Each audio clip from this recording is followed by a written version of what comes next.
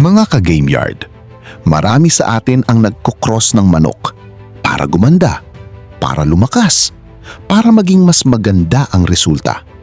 Pero ang tanong, sigurado ka bang tama ang ginagawa mo?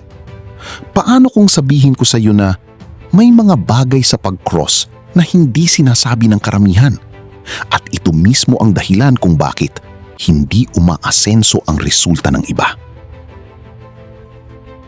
Hindi lahat ng halo ay maganda. Ito ang unang katotohanan. Hindi dahil pinagsama mo ang dalawang maganda ay magiging maganda ang resulta. Minsan, lalo pang nagiging magulo ang traits, nawawala ang consistency. Hindi lahat ng halo ay improvement. Genetics ang laging masusunod. Hindi opinyon, hindi hula. Genetics ang masusunod. Kahit anong gusto mong mangyari, kung hindi tugma ang genes, hindi lalabas ang inaasahan mo. Sobrang halo ay magiging problema. Ito ang hindi sinasabi ng iba. Dagdagan pa ng halo para gumanda. Pero ang totoo, kapag sumobra, nawawala ang identity ng linya. Resulta, hindi mo na alam ang traits. Hindi consistent ang offspring. Overcrossing ay magiging pagkawala ng direksyon. Hindi compatible ang lahat. Hindi lahat ng manok ay pwedeng ipagsama. Kahit parehong maganda. Kung hindi compatible, hindi maganda ang lalabas.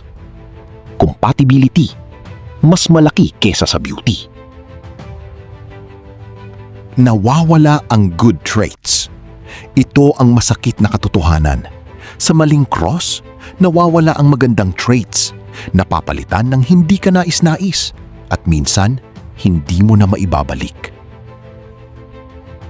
Walang system ang iba. Maraming nagkukross na walang plano, walang record, walang goal. Resulta, trial and error lang. Walang improvement. Hindi instant ang resulta. Marami ang umaasa ng instant improvement. Pero ang totoo, kailangan ng panahon, kailangan ng seleksyon, kailangan ng consistency. Ano ang tamang gawin? Para maging maayos ang pag-cross, piliin ang tamang pairing. Huwag sobrahan ang halo. Mag-set ng goal. Mag-record ng resulta. Mag-select ng maayos. Nakapag-cross ka na ba ng manok? Ano ang naging resulta? Comment mo sa baba. Pag-usapan natin. Kung may natutunan ka, like, comment ang experience mo. Subscribe sa Alpha Cord Game Yard.